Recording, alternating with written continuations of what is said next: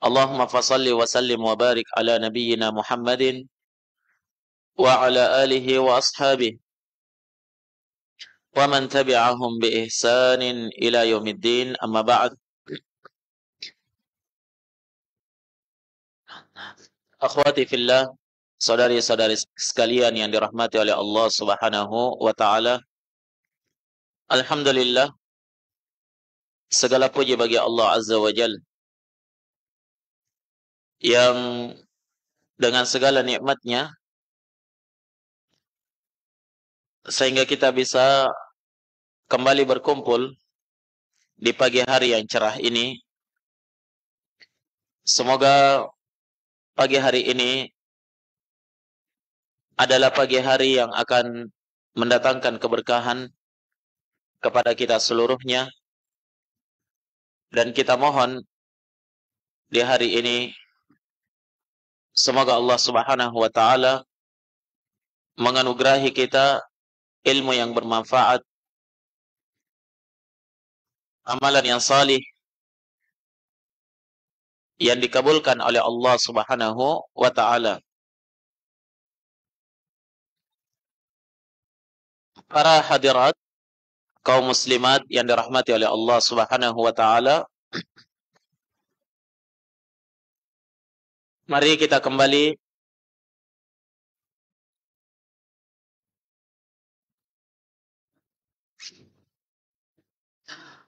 mempersiapkan diri kita untuk sama-sama melanjutkan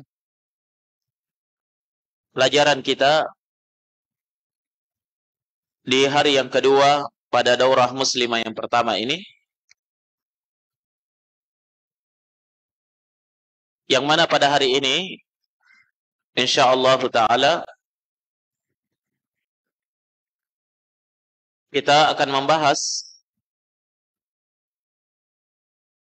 hal-hal yang berkaitan dengan hukum-hukum seputar hijab syar'i bagi seorang wanita muslimah. Setelah di hari kemarin, alhamdulillah, kita sudah menyelesaikan dari pembahasan yang berkaitan dengan perkara-perkara atau dalil-dalil yang mewajibkan wanita muslimah itu untuk berhijab, dan bahwasanya hijab bagi seorang wanita muslimah itu adalah bentuk pemuliaan Islam terhadap kaum wanita. Dan hijab bagi wanita muslimah itu adalah mahkota kemuliaan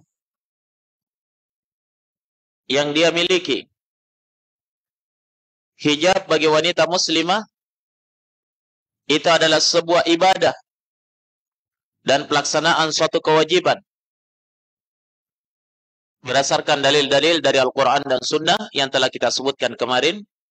Dan para ulama kita sepakat, para ulama Ahlus Sunnah wal Jamaah seluruhnya sepakat bahwa hijab itu adalah sesuatu yang diwajibkan terhadap setiap wanita muslimah yang telah balik. Naam. Oleh karena itu, harapkan pahala dari Allah Subhanahu wa taala di balik hijab yang kalian kenakan, yang kalian gunakan. Karena hakikatnya itu bukan sekedar identitas, penampakan identitas sebagai seorang wanita muslimah, namun hakikatnya itu adalah ibadah dan mahkota kemuliaan. Dan hijab bagi kalian wahai wanita muslimah itu adalah tameng, benteng perlindungan diri dari pandangan lelaki-lelaki yang menginginkan keburukan. Naam, lelaki-lelaki yang mengedepankan syahwatnya daripada syariat Allah Subhanahu wa taala. Maka pada hari ini, setelah kita paham bahwa itu adalah suatu kewajiban, maka pada hari ini insyaallah ta'ala kita akan jelaskan yang mana sebenarnya hijab yang syar'i yang diinginkan di dalam agama ini. Karena sebagaimana fenomena yang kita lihat selama ini di tengah masyarakat Islam, terutama di tengah-tengah wanita-wanita muslimah, di sana kita dapatkan ada banyak ragam dan jenis hijab yang dikenakan, yang digunakan oleh wanita-wanita muslimah. Dari sekian banyak macam dan ragam dari hijab-hijab tersebut, maka yang manakah dari hijab-hijab tersebut yang sesuai dengan syariat, yang diinginkan oleh Allah Subhanahu wa taala dan Rasul-Nya? Yang manakah dari sekian banyak ragam hijab-hijab yang ada ini betul-betul merupakan hijab yang disyariatkan? Ini yang akan kita bahas. Tentunya kita butuh mengetahui hukum-hukum seputar hijab syariat, hijab yang syar'i dari hijab wanita muslimah itu. Sehingga insyaallah taala kita semua yang hadir ini bisa memahami dengan baik bahwa ternyata ini hijab yang diinginkan oleh Rabb saya terhadap diri saya. Inilah kriteria hijab yang benar-benar akan melindungi saya dari maksiat dan dari pandangan kaum lelaki ajnabi yang bukan mahram. Sehingga ini yang digunakan oleh wanita muslimah ketika dia keluar rumah. Tayyib. Akhwati fillah yang dirahmati oleh Allah Subhanahu wa taala, ketahuilah bahwasanya hijab syar'i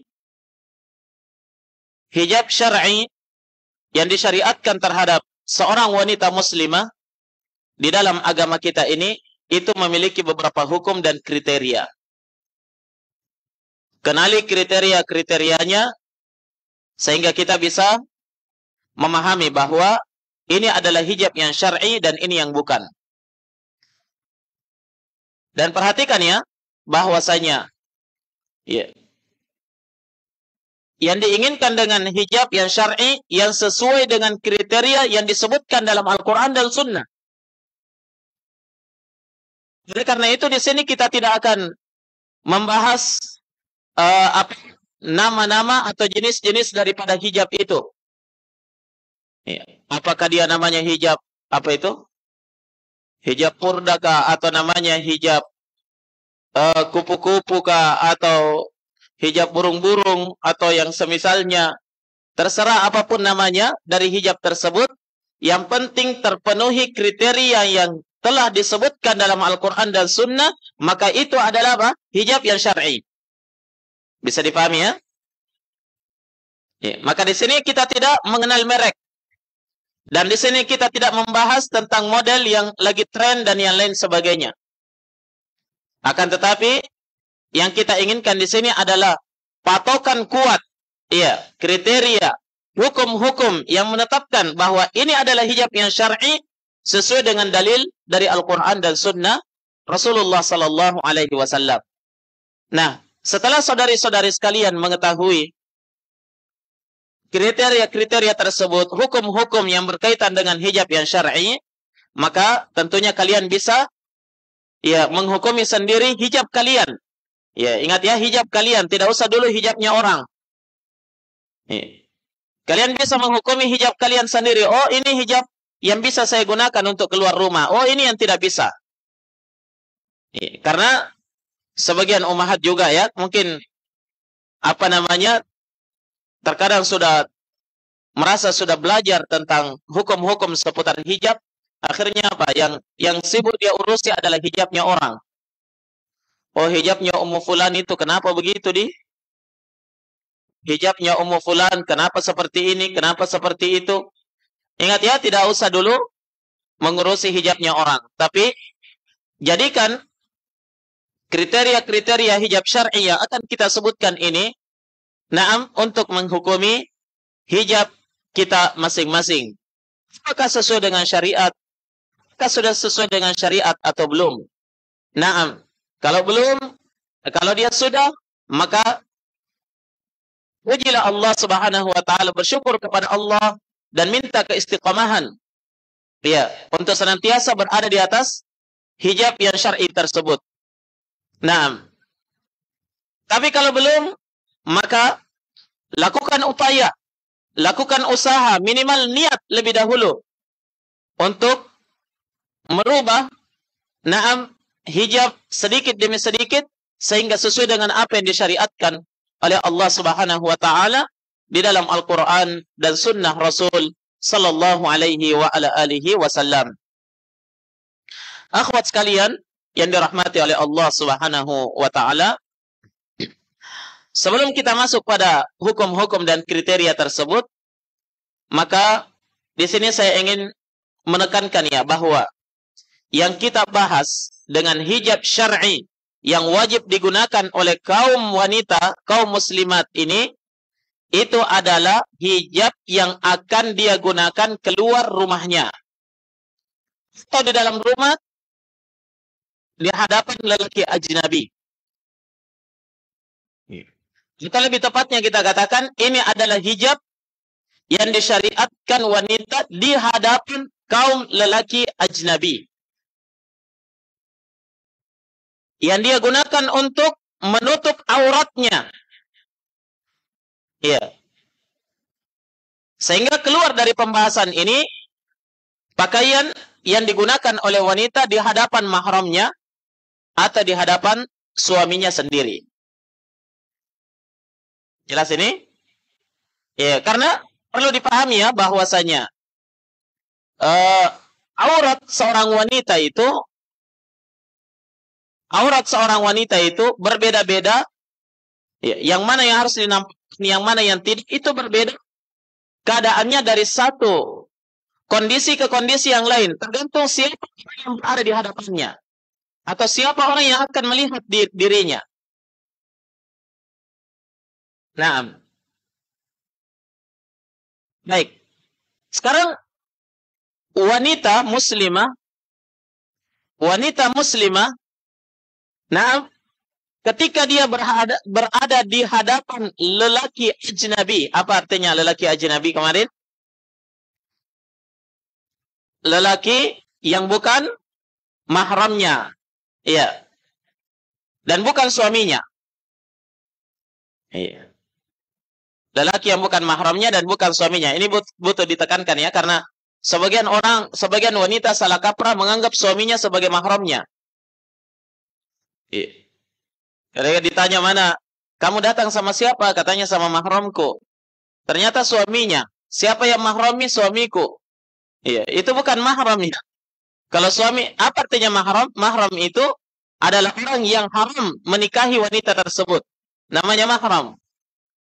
Ya, suaminya itu bukan mahramnya. Baik. Sekarang, ya kita kembali kepada pembahasan tadi. Aurat wanita di hadapan lelaki ajnabi yang bukan mahram dan bukan suaminya. Naam. Ya, itu adalah auratnya yang wajib dia tutup adalah seluruh tubuhnya. Seluruh tubuhnya. Naam. Walaupun nanti akan ada perselisihan, kita akan jelaskan nanti pada tempatnya. Ya, tapi di sini yang dipahami dulu bahwa seorang wanita di hadapan ajnabi itu auratnya yang wajib dia tutup adalah seluruh tubuhnya. Nah, kenapa? Karena Nabi bersabda, "Al-mar'atu aurah, fa idza kharajat istashrafaha syaitan." Seorang wanita itu adalah aurat. Ya. Di sini disebutkan secara global ya. Wanita itu adalah aurat, yakni seluruh tubuhnya itu adalah aurat. Aurat bagi siapa? Aurat bagi lelaki ajnabi. Kapan dia keluar, kata Nabi, fa idza kharajat, kapan wanita itu keluar dari rumahnya, na'am istashrafaha syaitan. Syaitan akan menghiasinya sehingga nampak menarik di hadapan atau di mata lelaki ajnabi. Na'am. Kemudian yang kedua, aurat wanita di hadapan wanita yang lainnya. Aurat wanita di hadapan wanita yang lainnya. Nah, sebagian ulama berpendapat auratnya itu adalah apa yang biasa nampak. Apa yang biasa nampak di hadapan mahramnya. Contohnya wajahnya, rambutnya, lehernya, tangannya atau lengannya ya, kemudian kakinya, betisnya. Itu selain daripada itu adalah aurat. Sebagian ulama berpendapat seperti itu. Dan sebagian lagi berpendapat aurat antara wanita yang satu dengan wanita yang lain sama dengan aurat lelaki yang satu dengan lelaki yang lainnya. Yang mana aurat lelaki terhadap lelaki yang lain? Iya.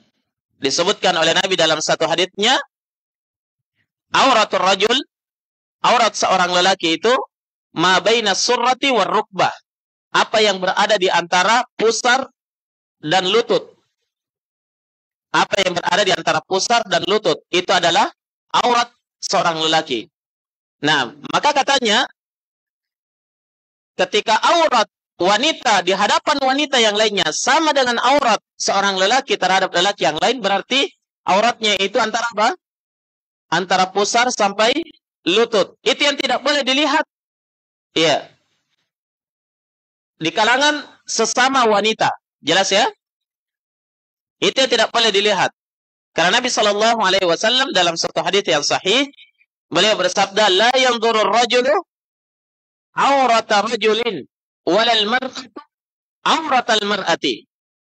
Seorang lelaki tidak boleh melihat aurat lelaki yang lain. Demikian pula seorang wanita tidak diperbolehkan melihat aurat wanita yang lainnya. Jelas ini? Ya. Maka itu tidak boleh dinampakkan. Ya. Baik. Ini yang kedua ya. Jadi yang pertama tadi aurat seorang wanita di hadapan lelaki ajnabi. Seluruh tubuhnya adalah aurat yang wajib ditutup. Yang kedua, aurat seorang wanita di hadapan wanita yang lain, maka itu adalah sama dengan aurat lelaki yang satu dengan lelaki yang lain antara pusar dan lutut. Itu yang wajib ditutup di hadapan wanita yang lainnya. Baik.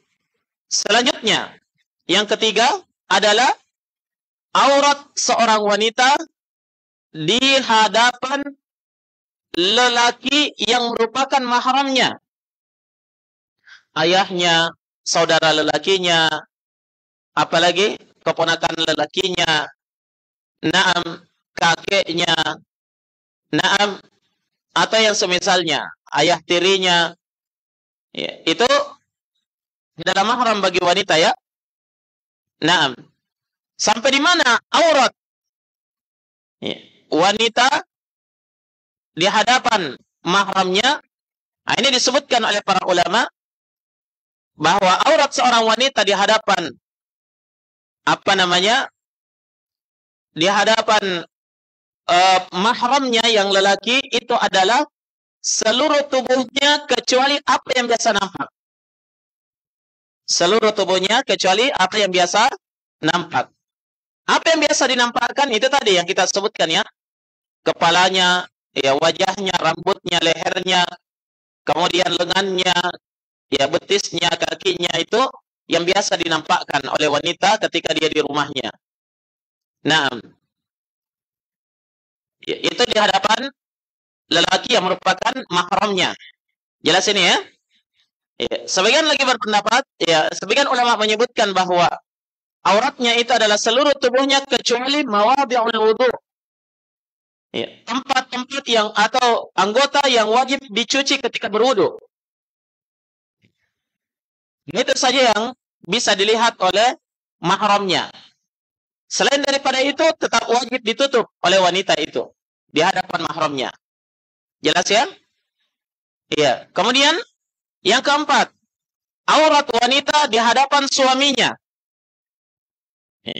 Aurat wanita di hadapan apa? Di hadapan suaminya. Ya.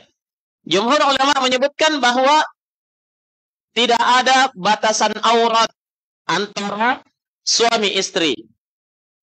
Jadi tidak ada aurat antara suami istri, semuanya bisa dilihat. Naam, semuanya bisa dinampakkan. Baik. Nah, inilah dia 4 perkara yang harus dipahami oleh kaum wanita sehingga dia bisa berhijab sesuai dengan kadar siapa orang yang berada di hadapannya ya. Siapa orang yang berada di hadapannya. Nah, kalau tidak paham ini, maka ini yang akan jadi rancu nanti.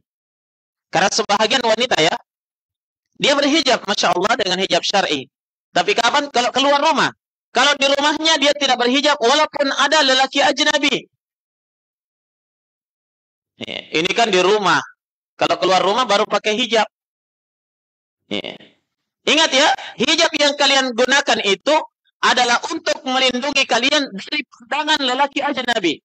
Bukan untuk melindungi kalian dari sinar matahari. Paham? Bukan untuk melindungi dari sinar matahari, sinar ultraviolet. Sehingga bisa, menembus make up-nya. Bukan. Tapi, dia untuk melindungi dari pandangan lelaki ajnabi. Sehingga, walaupun di dalam rumah, kalau di situ ada lelaki ajnabi, tetap wajib untuk berhijab. Nah, baik, sekarang yang akan kita bahas pada hari ini adalah jenis yang pertama, yaitu hijab seorang wanita di hadapan apa? Di hadapan lelaki ajnabi. Yang mana kriteria hijab yang syar'i, yang disyariatkan. Ya, tentunya kalau berbicara tentang syar'i, tentang syariat itu harus ada dalilnya ya. Sumbernya dari syariat. Dan syariat itu adalah Al-Quran dan sunnah Rasulullah sallallahu alaihi wa ala alihi wasallam. Baik. Akhwat sekalian yang dirahmati oleh Allah Subhanahu wa taala, kita masuk pada pembahasan beberapa kriteria atau hukum-hukum yang berkaitan dengan apa? Hijab yang disyariatkan terhadap seorang wanita. Yang mana sebenarnya hijab yang sesuai dengan syariat. Baik. Hijab yang sesuai dengan syariat yang terpenuhi padanya beberapa kriteria. Kriteria yang pertama atau syarat yang pertama. Naam, hijab wanita itu dikatakan hijab syar'i. Adalah isti'abu jami'al badan. Ketika hijab itu sempurna menutupi seluruh badannya. Menutupi seluruh tubuhnya. Dari kepala sampai ujung kaki. Itu adalah hijab yang syar'i. Naam.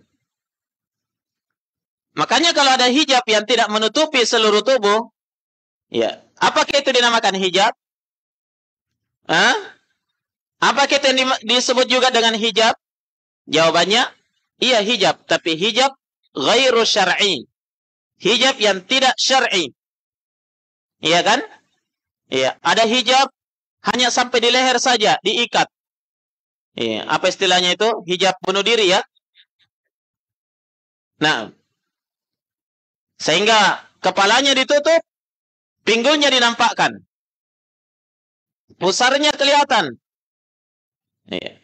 Apa kita adalah hijab? Iya hijab, tapi hijab yang tidak syar'i. Iya. Namun hijab yang syar'i itu adalah hijab yang menutupi seluruh tubuh. Iya. Dalilnya, sudah kita sebutkan kemarin juga, yaitu ada di dalam surah An-Nur ya, ayat 31. Mungkin masih ada yang hafal ya. Yang menang undiannya kemarin, yang menang kuisnya kemarin, masih hafal ayatnya ya? Siapa kemarin yang menang ini? Ummu Umi.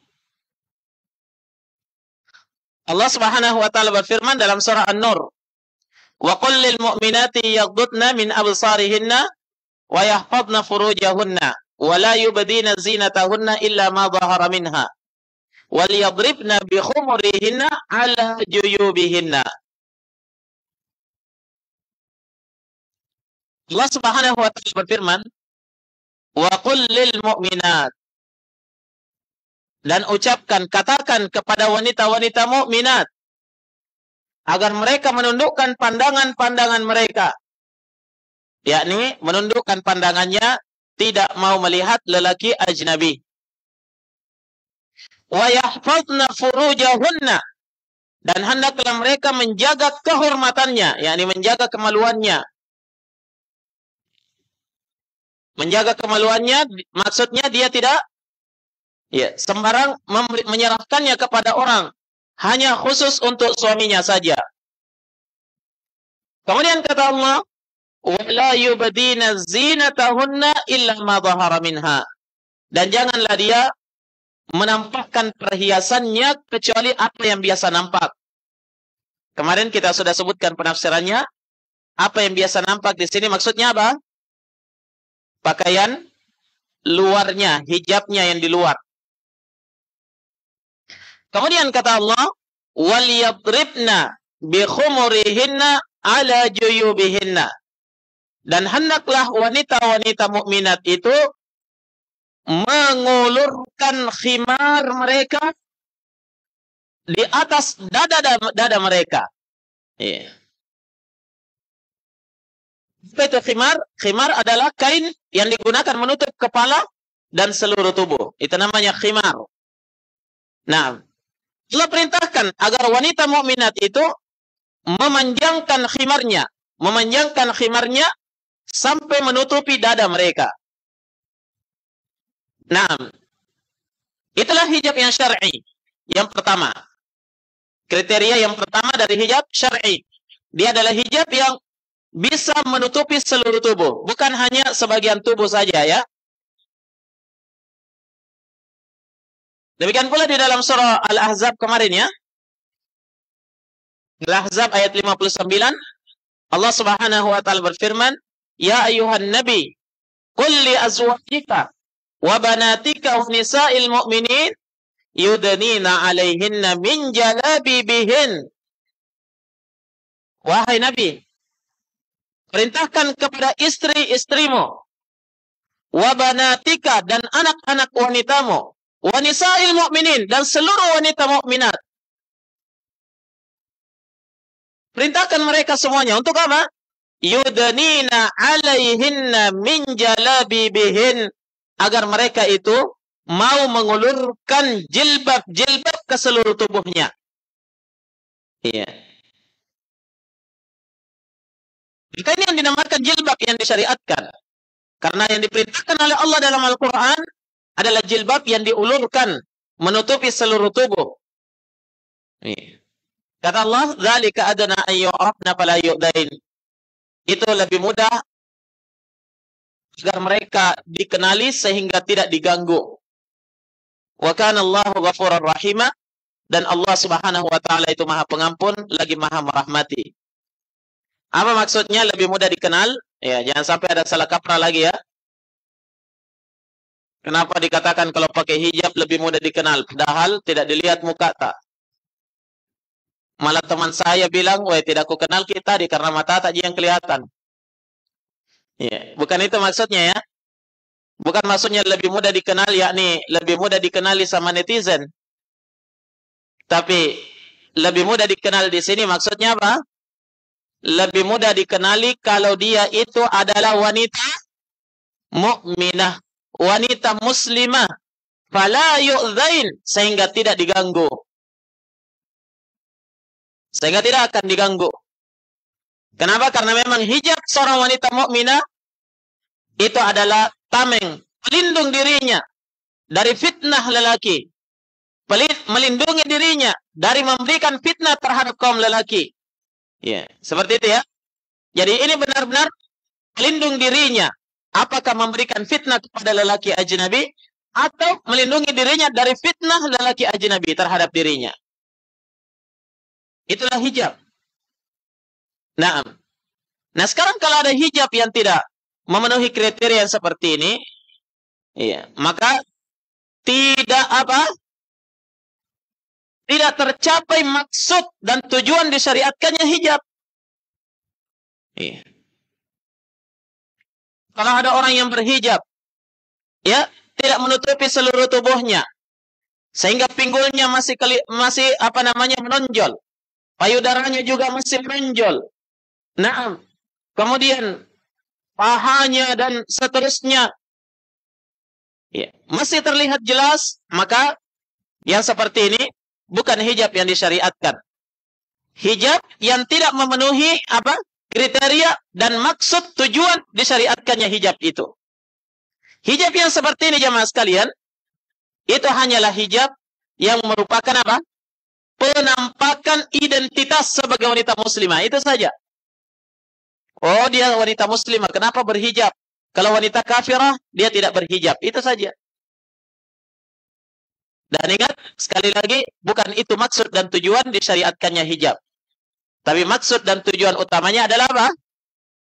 Untuk menutupi diri dari pandangan lelaki ajnabi.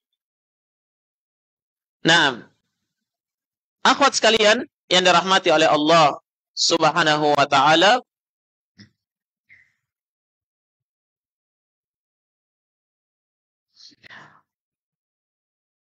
maka dari itu, ya, upayakan bahwa hijab kalian itu adalah hijab yang benar-benar sesuai yang disyariatkan oleh Allah Subhanahu wa taala dan Rasulnya. Ya. Jangan hanya sekedar berhijab saja. Tayyib. Ya, namun di sini mungkin ada yang bertanya, ya.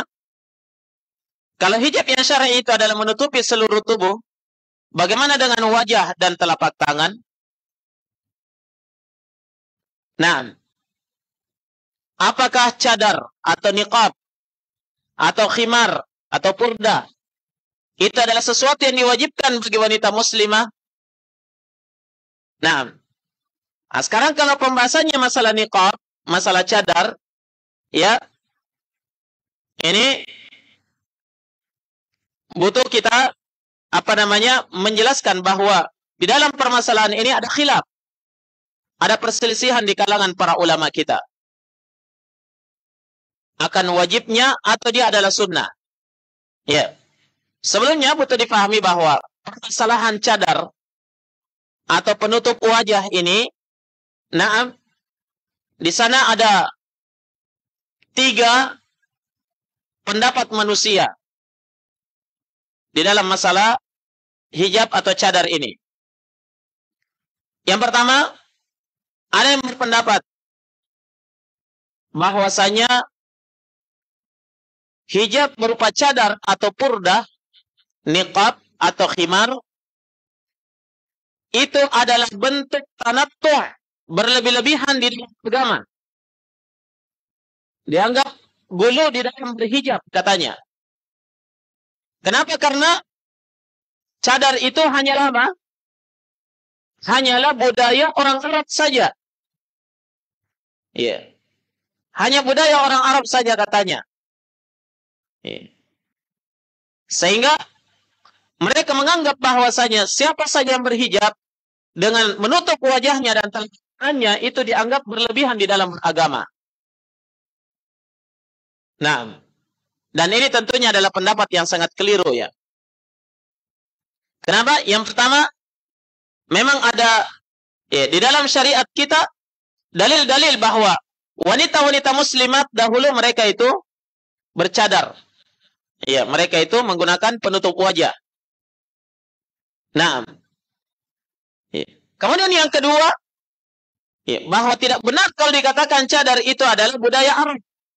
Kenapa? Karena disebutkan di dalam surah Al-Ahzab, ya, wala tabarrajna tabarrujal jahiliyatil ula. Kata Allah, wahai wanita mukminah, jangan kalian bertabarruj seperti bertabarrujnya wanita jahiliyah dahulu. Apa itu tabarruj? Nanti akan kita jelaskan lebih jauh. Ya, dia adalah berhias dan menampakkan perhiasannya di hadapan lelaki ajnabi. Itu kebiasaannya wanita jahiliyah. Ya. Jangankan bercadar, berjilbab pun tidak. Ya. Bajunya pun, pakaiannya pun itu minim. Itu wanita jahiliyah dahulu. Berjalan berlenggak-lenggok dan berjoget, menari di hadapan lelaki ajnabi. Itu kebiasaan wanita jahiliyah dahulu yang dilarang di dalam Islam. Maka tidak benar kalau dikatakan cadar, ya, niqab itu adalah budaya Arab. Tapi itu adalah budaya Islam dan budaya wanita-wanita mukminah di zaman Nabi sallallahu alaihi wasallam. Baik. Kemudian yang kedua, ada sebagian ulama yang berpendapat bahwasanya cadar atau niqab itu adalah apa? Itu hukumnya adalah sunnah. Bukan sesuatu yang diwajibkan. Hukumnya adalah sunnah. Mereka berdalilkan dengan beberapa dalil dari Nabi sallallahu alaihi wasallam. Ya, di antaranya ya ketika Nabi sallallahu alaihi wasallam pada Hajjatul Wada, ya, Nabi di atas hewan tunggangannya bersama dengan Al-Fadl Ibnu Abbas, sepupunya Nabi. Tiba-tiba datang seorang wanita cantik, wanita yang rupawan, naam, datang menghadap kepada Nabi, bertanya, minta fatwa hukum-hukum seputar haji. Karena kecantikan wanita ini, Al-Fadl Ibnu Abbas itu menatap wanita tersebut. Maka Nabi palingkan wajahnya. Sudah dipalingkan wajahnya, dilihat lagi. Dipalingkan lagi sampai 3 kali. Nah, ini dijadikan dalil katanya, berarti di kalangan wanita dahulu ada juga wanita yang tidak bercadar. Karena Al-Fadl Ibnu Abbas ini sampai terpesona dengan kecantikan wanita tersebut. Nah, katanya ada juga yang tidak bercadar. Ya. Demikian pula dalil-dalil yang lainnya. Ya, beberapa dalil disebutkan oleh sejumlah ulama. Ya, di antaranya disebutkan oleh Syekh Al-Albani dalam kitab Jilbab Al-Mar'ah Al-Muslimah. Ya, seperti hadis ketika Nabi sallallahu alaihi wasallam berkhutbah dengan khutbah di salat Id. Setelah itu beliau berjalan ke arah saf wanita dan mengingatkan kepada mereka bahwa kebanyakan dari penduduk neraka itu adalah kaum wanita. Hendaklah kalian banyak bersedekah. Ya, tiba-tiba seorang wanita, ya, disebutkan wanita yang agak kehitaman wajahnya, bertanya, "Ya Rasulullah, na'am, wahai Rasulullah, apakah wanita itu banyak masuk neraka karena mereka kafir kepada Allah?" Kata Nabi, bukan. Mereka terlalu banyak kufur terhadap kebaikan suaminya. Nah, maka mereka pun segera bersedekah. Itu katanya di sini disifatkan wanita tersebut terlihat wajahnya oleh Nabi sallallahu alaihi wasallam dan Bilal bin Rabah. Berarti ada juga wanita yang tidak bercadar di zaman Nabi. Itu dalil-dalilnya. Namun ya, semua dalil ini tidak menunjukkan bahwa cadar atau menutup wajah bagi wanita itu hukumnya sunnah. Kenapa? Ya, karena banyak kemungkinan yang ada padanya. Mungkin saja wanita ini baru menerima Islam sehingga dia belum langsung berhijab seperti itu. Terutama di masa Hajjatul Wada, ketika haji perpisahan itu, ya, di situ banyak sekali orang-orang yang berbondong-bondong masuk Islam. Ya. Baru saja masanya di dalam Islam. Nah, sehingga memungkinkan ada dari wanita-wanita muslimah yang baru saja masuk Islam itu belum berhijab dengan sempurna. Bisa dipahami ya? Baik. Kemudian pendapat yang ketiga, dan ini adalah pendapat yang kuat insyaallah ta'ala, pendapat yang mengatakan bahwasanya cadar tidak mesti ya tutup pakai purdah. Nah, kalau matanya itu mengundang fitnah. Apalagi kalau matanya mata yang indah. Ya. Kemudian ditambah lagi dengan celak mata yang bagus. Nah, itu bisa mengundang fitnah bagi kaum lelaki. Tapi kalau tidak, maka mata diberikan rukhsah keringanan untuk bisa memperlihatkannya, karena itu dia butuhkan. Ya, sehingga wajah di sini juga masuk adalah jidatnya. Sebagian wanita muslimah bercadar, ya bercadar, tapi jidatnya kelihatan. Naam. Apalagi kalau menggunakan jilbab yang bagian depannya itu keras, apa namanya itu, kayak topi. Jilbab apa namanya itu? Sehingga menampakkan jidatnya. Jidat juga merupakan aurat. Ya. Maka itu juga adalah sesuatu yang wajib ditutup. Sesuai dengan pendapat yang ketiga ini ya, yang mengatakan hukum cadar itu adalah wajib. Baik. Di antara dalil yang menunjukkan ya bahwa cadar itu adalah hukumnya wajib adalah hadis yang diriwayatkan oleh Imam Tirmidzi dengan sanad yang sahih yang sudah kita sebutkan juga tadi di awal pembahasan. Tatkala Nabi sallallahu alaihi wasallam bersabda, "Al-mar'atu 'aurah fa idza kharajat istashrafaha syaitan." Kaum wanita itu adalah aurat. Atau seorang wanita itu tubuhnya semuanya aurat. Aurat bagi siapa? Aurat bagi siapa? Aurat bagi lelaki ajnabi. Kalau dia adalah aurat, ya, ingat ya, apa artinya aurat? Aurat itu sesuatu yang jelas ya. Tapi di sini disebutkan secara umum bahwa wanita itu adalah aurat. Fa idza kharajat, kapan wanita itu keluar dari rumahnya, istashrafaha syaitan. Syaitan akan menghiasinya. Ya. Tidak berdandan saja keluar rumah, itu akan dihiasi oleh syaitan. Apalagi kalau sudah berdandan. Sehingga tidak boleh seorang wanita itu mengatakan, tidak cantik ya saya. Tidak ada juga orang tertarik sama saya. Ya, ingat ya, sampah saja ada yang pungut. Betul? Ya, sampah saja ada yang pungut. Apalagi kalau dia adalah manusia. Apalagi kalau dia masih muda. Nah, wanita itu adalah fitnah bagi kaum lelaki. Hati-hati. Kalian menjadi fitnah terhadap kaum lelaki. Naam. Sebagaimana yang sudah kita sebutkan dalil-dalilnya kemarin ya.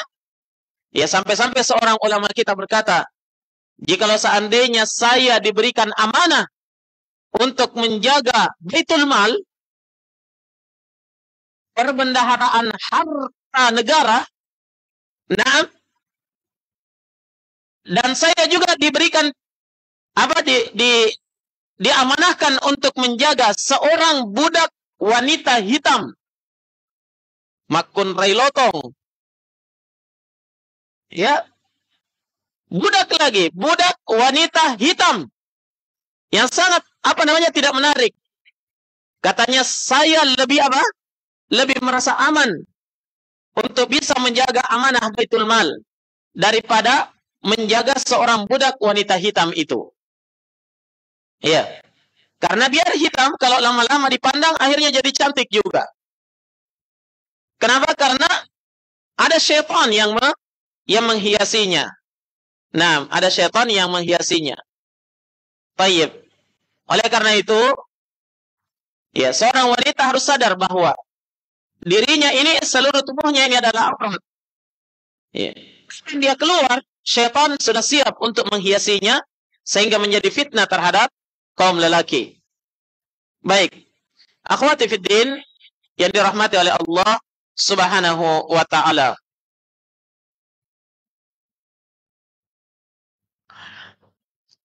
Kemudian di antara dalil yang menunjukkan ya bahwasanya cadar itu adalah sesuatu yang disyariatkan di dalam agama kita, ya, adalah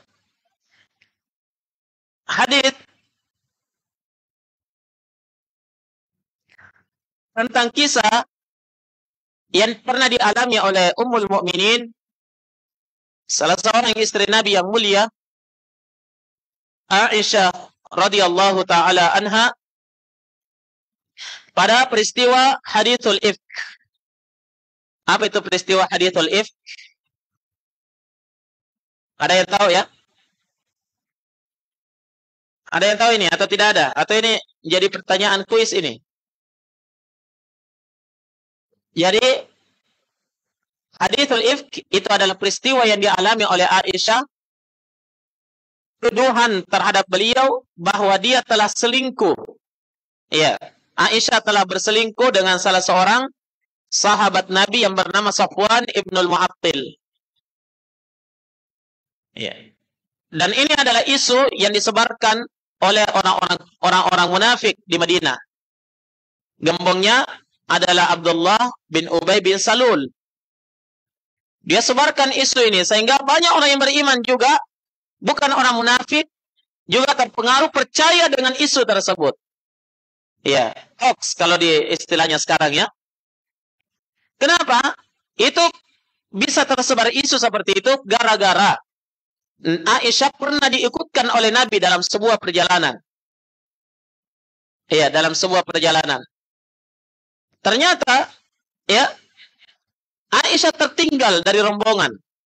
Kenapa dia tertinggal? Karena, ya, rombongan Nabi dan para sahabatnya itu singgah berkemah di suatu tempat, ya, berkemah di suatu tempat untuk beristirahat. Nah, setelah mereka mau meninggalkan tempat itu, Aisyah biasanya kan ditandu ya, ditandu oleh para sahabat di atas sebuah tandu yang tertutup. Naam, ya. Para sahabat menyangka bahwa Aisyah sudah berada di atas tandu. Ya, karena Aisyah ketika itu masih tubuhnya itu belum berlemak, alias masih langsing. Ya. Sehingga para sahabat menyangka sudah ada Aisyah di atas. Karena tidak ada bedanya apakah tandu itu berisi atau tidak, sama saja bagi mereka karena ringannya Aisyah ketika itu. Ternyata Aisyah tidak ada di atas tandu itu. Beliau pergi buang air. Iya, beliau pergi buang air.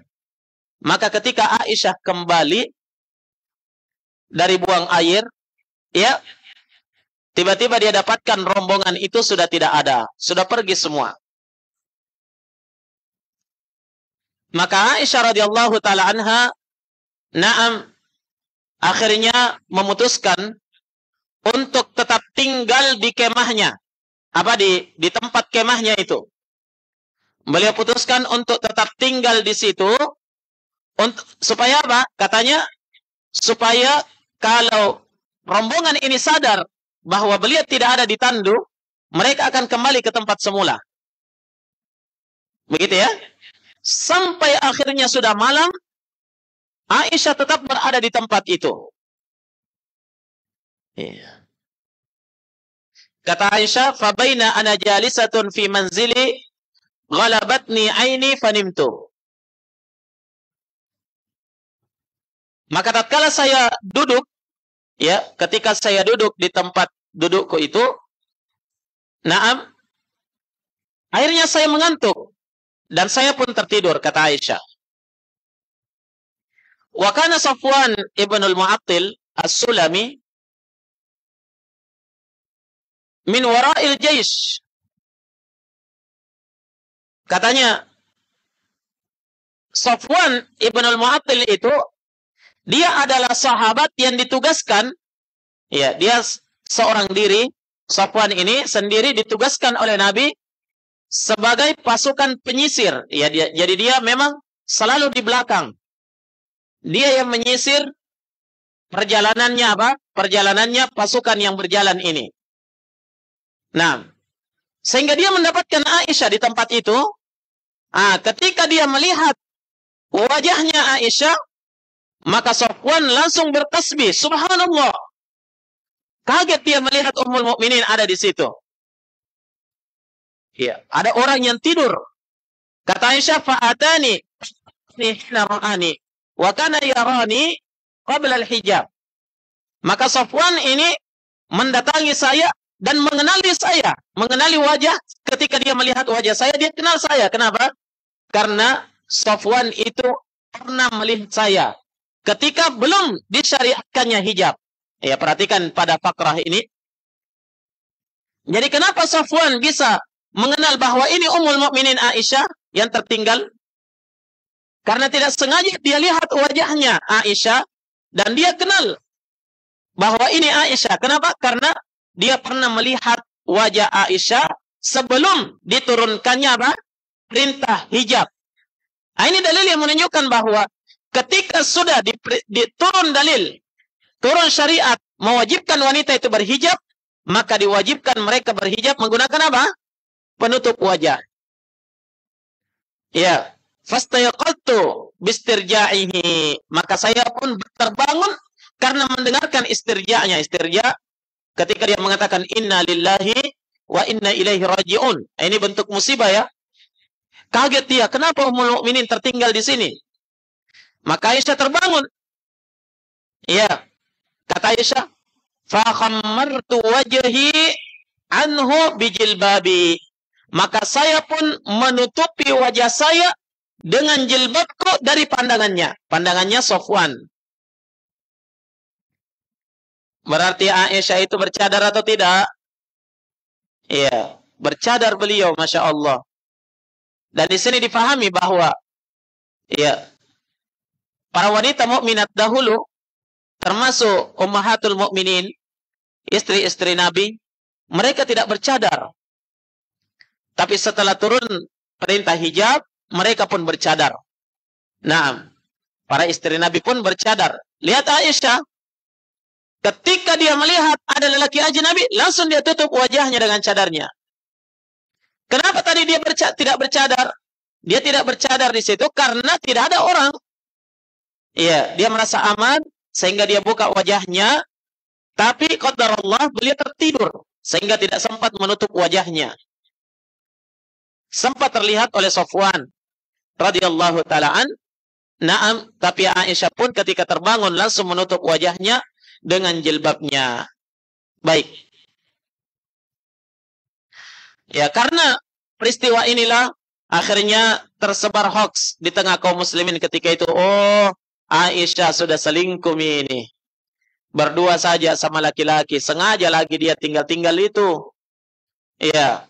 Itu tuduhan daripada orang-orang musyrikin. Sampai Allah menurunkan ayat langsung dari langit untuk mensucikan Ummul Mukminin Aisyah radhiyallahu taala anha. Baik, itu di antara dalilnya ya. Kemudian akhwati fillah, di antara dalil yang menunjukkan wajibnya cadar itu adalah apa yang disebutkan oleh Ummul Mukminin Aisyah radhiyallahu taala anha juga. Ya, beliau mengatakan kana ar-rukbanu yamurruna bina wa nahnu ma'a Rasulillah sallallahu alaihi wasallam muhrimat. Fa idza hadu bina asdalat ihdana jilbabaha min ra'siha ala wajhiha. Fa idza jawazuna kashafnahu. Kata Aisyah, para pengendara, ya, orang-orang yang berkendara itu sering melewati kami, sementara kami istri-istri Nabi itu bersama dengan Rasul sallallahu alaihi wasallam melakukan ihram. Ya, ketika melakukan haji ya, ihram. Sebagaimana yang kita ketahui ya bahwa wanita itu ketika dia ihram tidak diperbolehkan untuk menutup wajahnya. Paham ya? Ya, Nabi sallallahu alaihi wasallam bersabda, "La tantaqibil mar'atu wa la talbasul quffazain." Al-mar'atul muhrimah. Kata Nabi, seorang wanita yang ihram tidak boleh menggunakan niqab, tidak boleh menggunakan cadar. Ya, dan tidak boleh menggunakan kaos tangan. Tidak boleh menggunakan kaos tangan. Itu kata Nabi. Iya. Maka kata Aisyah, kami ketika ihram bersama Nabi, itu orang-orang pada melewati kami.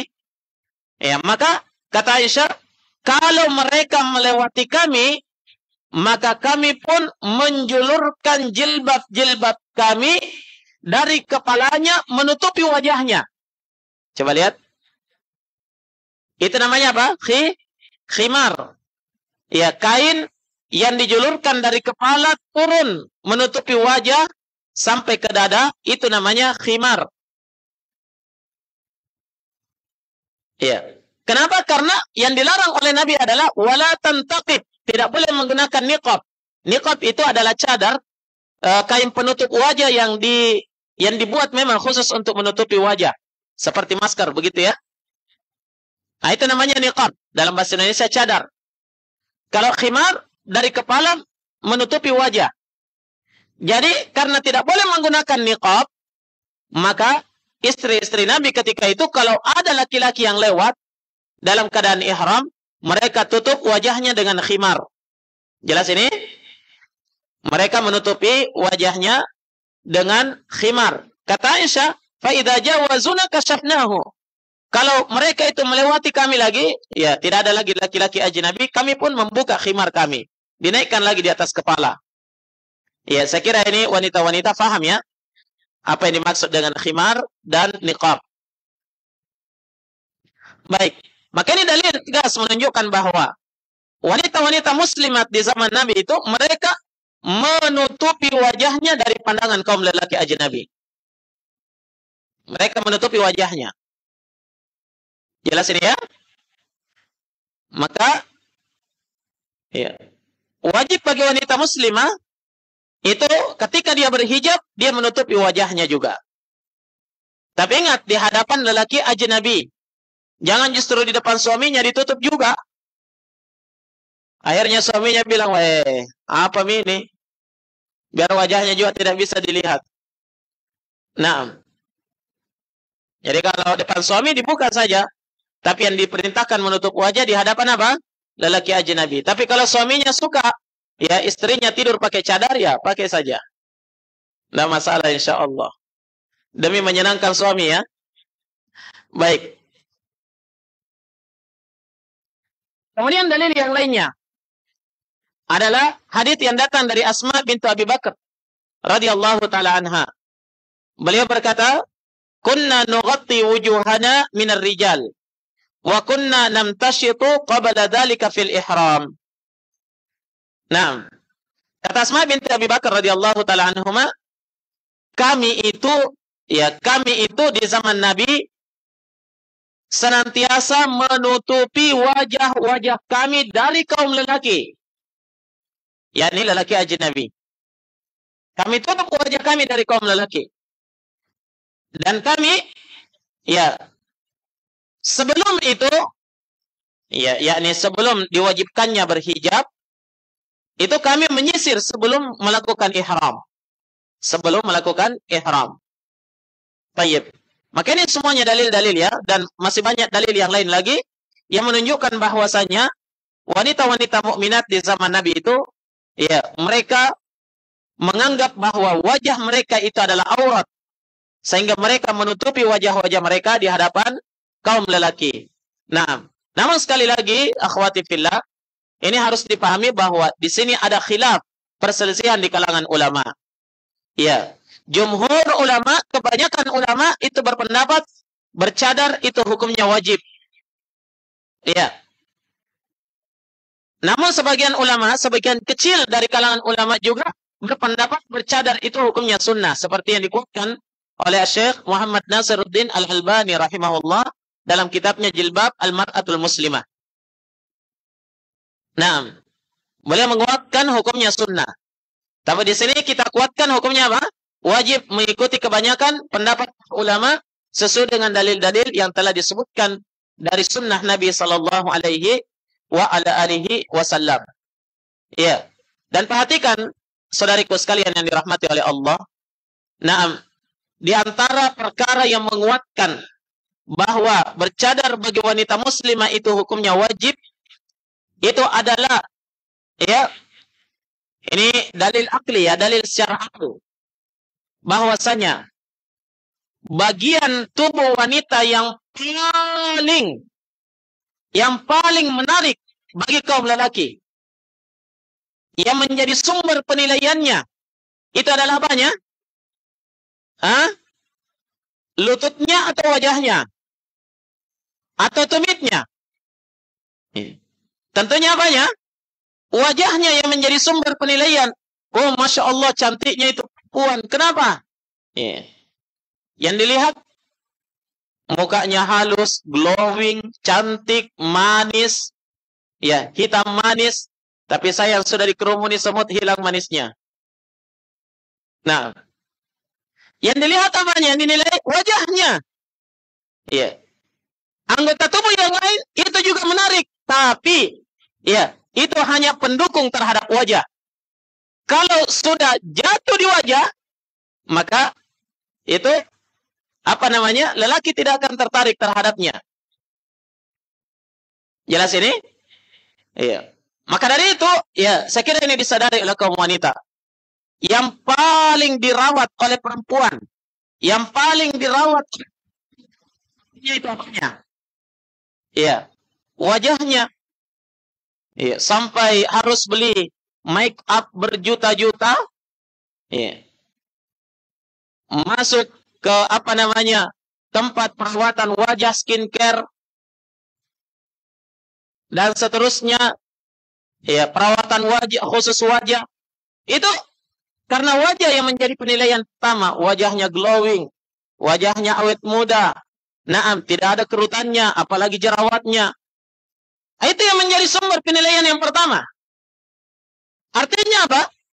Wajah itu fitnahnya jauh lebih besar daripada anggota tubuh yang lainnya. Iya. Nah sekarang, tujuan daripada hijab adalah menghindari fitnah kaum lelaki. Ya. Kenapa anggota tubuh yang lainnya harus ditutup? Sementara anggota tubuh yang paling menimbulkan fitnah bagi kaum lelaki, yaitu wajah, itu tidak ditutup. Nah, kalau begitu tidak terpenuhi apa? Tidak terpenuhi maksud dan tujuan disyariatkannya hijab. Iya. Kakinya tidak boleh kelihatan. Iya. Tapi wajahnya diperlihatkan. Itu sesuatu yang riskan ya. Nah, ya, orang ketika mau menikahi seorang wanita saja, yang pertama diperlihatkan padanya wajahnya wanita itu, yang menarik dia untuk menikahinya. Bukan yang pertama dinilai bagaimana itu tumitnya, pecah-pecah atau tidak. Atau dilihat kukunya. Nah, jangan sampai ya ujung kukunya kayak ular air besarnya. Itu yang semisalnya. Bukan itu yang dinilai pertama. Yang pertama dilihat wajahnya. Oh, wajahnya menarik. Sudah. Deal. Begitu ya. Sudah dinikahi. Nanti setelah dinikahi baru dilihat. Oh, ternyata kukunya hitam. Iya. Giginya sudah tommy ditambal. Naam. Atau yang semisalnya. Baik. Tapi yang pertama dilihat adalah wajahnya. Maka seharusnya kalau anggota tubuh yang lainnya ditutup untuk menghindari fitnah lelaki, maka wajah itu adalah yang paling pertama dan utama untuk ditutup oleh kaum wanita. Tayyib. Wallahu ta'ala a'lam. Baik, berikutnya, akhwat sekalian yang dirahmati oleh Allah subhanahu wa ta'ala. Atau sudah sampai waktu ya? Belum masuk waktunya. Bisa ya? Baik. Kriteria yang kedua dari hijab yang syar'i adalah alla yakuna zinatan fi nafsihi. Hendaklah hijab yang digunakan oleh wanita muslimah itu adalah hijab yang tidak menjadi perhiasan yang menarik untuk dirinya. Artinya apa? Hijab yang dia gunakan itu benar-benar untuk menutupi dirinya. Bukan justru hijabnya ini yang menjadi perhiasan. Saya tanya sekarang, ya. Kemarin kita sebutkan bahwa tujuan daripada hijab itu adalah apa? Menutupi apa? Menutupi perhiasan wanita. Apa itu perhiasan? Sesuatu yang menarik. Ya, pandangan mata. Menarik perhatian. Betul? Itu perhiasan. Kemarin kita katakan, ya, wanita itu adalah perhiasan. Perhiasan dunia. Kenapa? Karena wanita itu ya menarik bagi kaum lelaki. Ya. Dan itu yang disebut dengan zina. Zinatun ya di dalam bahasa Arab. Maka kalau hijab ini tujuannya menutupi perhiasannya, maka hijab ini tidak boleh berupa kain yang bisa mengundang perhatian atau menarik perhatian kaum lelaki. Jelas? Iya. Jadi jangan menggunakan pakaian atau hijab misalnya yang bisa mengundang atau menarik perhatian kaum lelaki. Karena itu tidak tercapai maksud daripada hijab, yaitu menutupi apa? Menutupi perhiasan. Allah berfirman, "Wala yubdina zinatahunna." Dan janganlah wanita-wanita mukminat itu menampakkan zinahnya, perhiasannya. Baik. Iya. Jangan dia menampakkan perhiasannya. Maka dari itu, pakaiannya tidak boleh bentuk perhiasan, bentuk sesuatu yang menarik. Nah, oleh sebab inilah, akhirnya di dalam agama kita, diharamkan wanita itu keluar rumah bertabarruj. Apa tadi artinya bertabarruj? Tabarruj artinya adalah seorang wanita bersolek dan berhias untuk ditampakkan di hadapan lelaki ajnabi. Itu namanya apa? Tabarruj. Sengaja atau tidak sengaja? Ya. Kalau orang bertabarruj, dia nampakkan perhiasannya, begitu ya? Iya. Dia model wajahnya dengan secantik-cantiknya. Dia gunakan pakaian yang benar-benar ketat dan menarik perhatian kaum lelaki. Itu namanya tabarruj. Ya, keluar rumah. Kalau di rumah biasanya, bibirnya pucat pasi, tidak pernah di hadapan suaminya, bibirnya pucat pasi, tidak pernah digunakan lipstik, tapi kalau mau keluar rumah, ya, macelak nih papito. Nah. Iya. Sudah merah paruhnya ya. Iya. Pipinya sudah warna-warni kayak pelangi. Nah. Matanya sudah kayak burung hantu. Iya. Nah. Bedaknya luar biasa, sudah didempul wajahnya. Itu namanya apa? Tabarruj. Jadi berhias bagi wanita nanti masuk dalam kategori tabarruj kalau dia nampakkan di hadapan lelaki ajnabi. Paham? Ya. Tapi kalau dia berhias di hadapan suaminya, di hadapan apa? Mahramnya, itu tidak masuk dalam kategori apa? Kategori tabarruj. Paham? Iya. Jangan sampai ada ditanya sama suaminya, ya, kenapa tidak berhias ki? Nah, kenapa tidak mak gaya ki di depanku? Harus ki bergaya. Saya ini orang kantoran. Banyak perempuan-perempuan di kantor lebih hebat gayanya, makanya harusnya bergaya ki. Apa jawabannya depan suaminya? Kan dilarang kita tabarruj. Iya. Ingat ya, bergaya di depan suami bukan tabarruj. Nanti masuk ke dalam kategori tabarruj kalau apa? Kalau dia nampakkan di hadapan lelaki ajnabi. Ini yang dilarang oleh Allah di dalam surah Al-Ahzab kemarin. Kata Allah Subhanahu wa taala, "Wa fi buyutikunna." Wahai wanita-wanita mukminah, tinggallah kalian di rumah-rumah kalian. Wala tabarrajna tabarrujal jahiliyatil ula. Dan jangan sekali-kali kamu tabarruj sebagaimana tabarrujnya wanita jahiliyah dahulu. Naam. Maka masuk dalam kategori tabarruj walaupun dia berhijab dengan hijab syar'i. Iya, menggunakan pakaian menutupi seluruh tubuhnya misalnya. Wajahnya juga ditutup. Tapi hijabnya ini warna-warni. Sehingga menimbulkan perhatian kaum lelaki. Nah, itu tidak masuk dalam kategori hijab syar'i ya. Iya. Sangat menarik perhatian lelaki ketika dia keluar. Masuk di dalamnya apa? Dia menggunakan hijab yang warnanya itu warna-warna terang. Iya. Ketika dia lewat, orang semuanya silau matanya melihat. Nah, sebagian akhwat seperti ini. Alhamdulillah kita syukuri dia sudah mau berhijab. Ya. Sudah mau bercadar misalnya. Tapi sayang, jilbabnya warna biru. Ya. Ada purda di atas kepalanya warna pink. Cadarnya juga warna orange. Kaos kakinya warna krem. Nah, roknya ya. Nah, warna abu-abu penuh dengan bunga-bunga. Ya, akhirnya ketika dia lewat semua laki-laki tertuju pandangannya kepada dia. Kenapa? Disangka yang lewat itu umbul-umbul.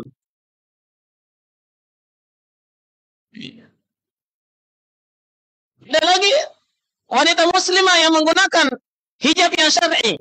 Ya, Masya Allah, sudah pakai cadar. Jilbabnya panjang. Tapi di ujung jilbabnya itu ada renda-renda. Roknya juga dirempel-rempel. Tahu ya, rempel-rempel? Terlipat-lipat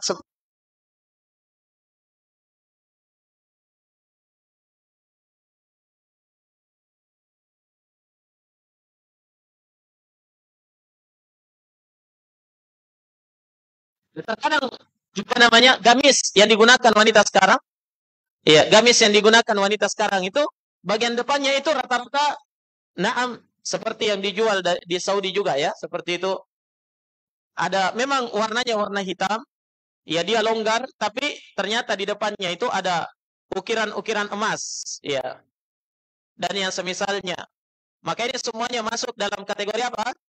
Masuk dalam kategori tabarruj. Iya. Menampakkan perhiasan ya di hadapan lelaki ajnabi. Nah, ada lagi yang dimodifikasi. Cadarnya panjang, jilbabnya panjang, Masya Allah, tapi terbelah. Sehingga tangannya terbelah di kedua tangannya. Jadi, kalau tangannya bergerak, tangannya pasti akan keluar. Kelihatan micincinnya. Kelihatan Tommy jam tangannya yang harga 12 juta. Tahu wah. Ya. Maka ini semuanya adalah bentuk tabarruj. Tidak lepas dari tabarruj. Dan hijab yang seperti ini bukan hijab yang syar'i. Ya. Dengarkan wahai ukhti muslimah. Jangankan memperlihatkan perhiasan di hadapan lelaki ajnabi. Ya. Sekedar memperdengarkan bunyi perhiasan yang ada di tubuh kalian. Itu masuk dalam bentuk tabarruj yang dilarang di dalam Al-Quran. Ya. Perhatikan apa yang disebutkan oleh Allah Subhanahu wa taala di dalam Al-Quran. Kata Allah Subhanahu wa taala, "Wala yadribna bi arjulihinna liyu'lama ma yukhfina min zinatihinna." Dan janganlah wanita-wanita mukminat itu ketika berjalan dia hentakkan kakinya. Berjalan apa? Dia hentak-hentakkan kakinya. Untuk apa? Liyu'lama ma yukhfina min zinatihin. Sehingga diketahui apa yang dia sembunyikan dari perhiasan di dalam tubuhnya. Kalau dia berjalan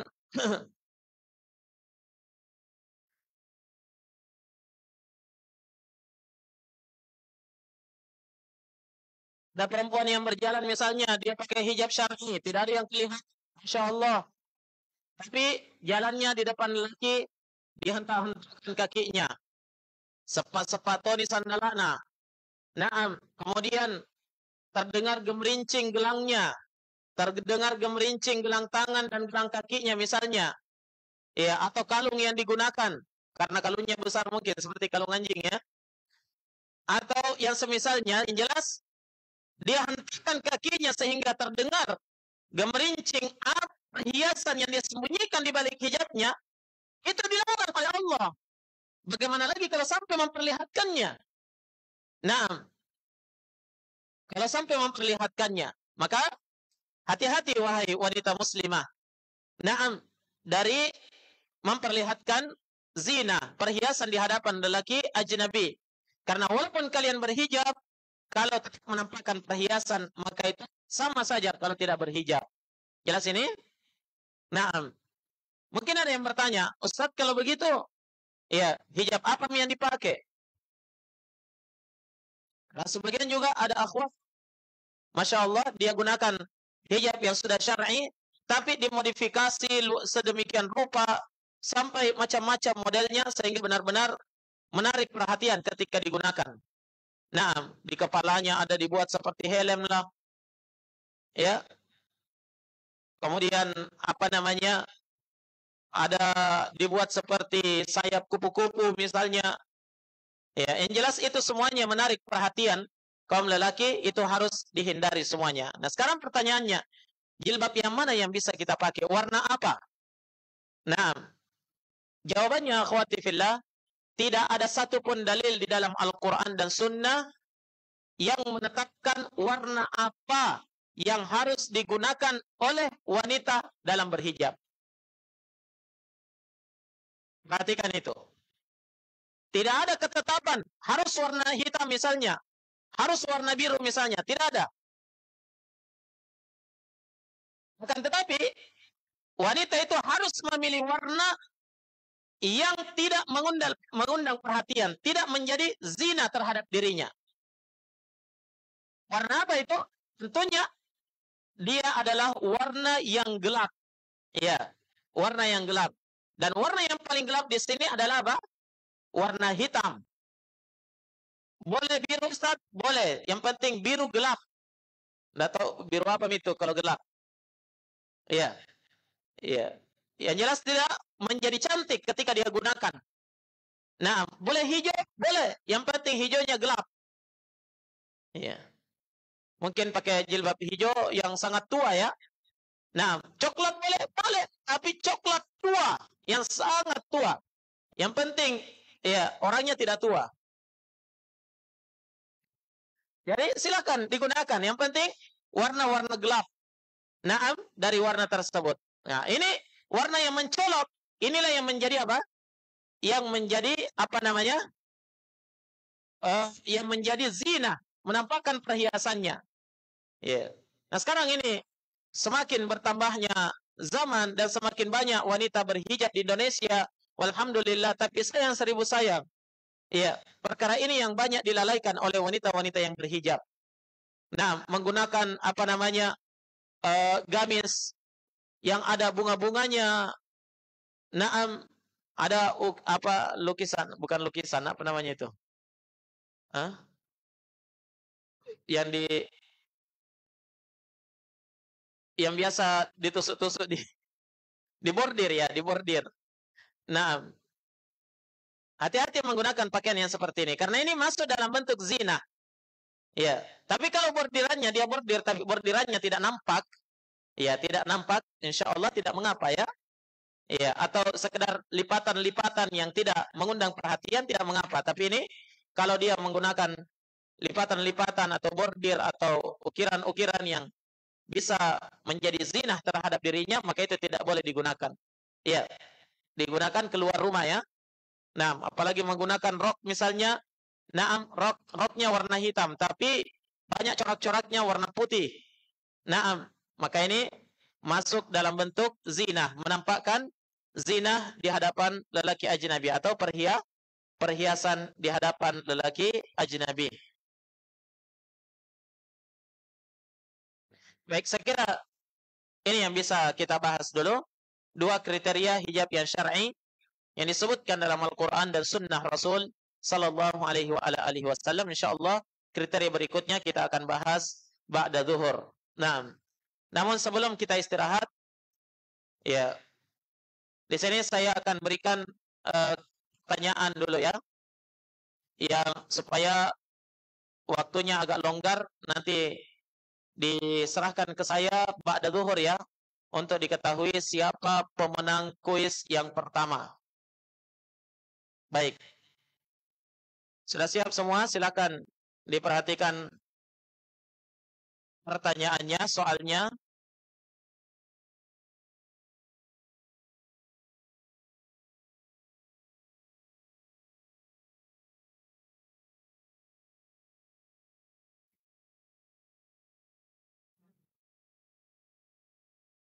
Pertanyaannya adalah,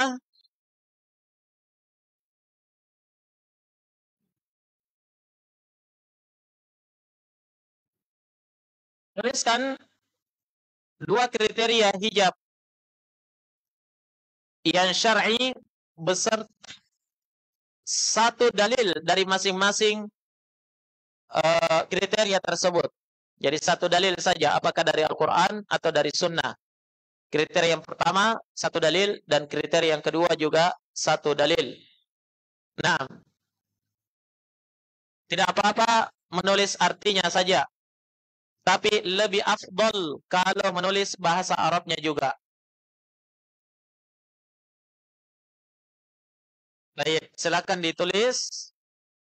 Nanti insyaallah kita akan lihat siapa pemenangnya setelah salat zuhur. Wallahu ta'ala a'lam. Subhanakallahumma bihamdik, asyhadu an la ilaha illa anta, astaghfiruka wa atubu ilaik. Walhamdulillahi rabbil alamin.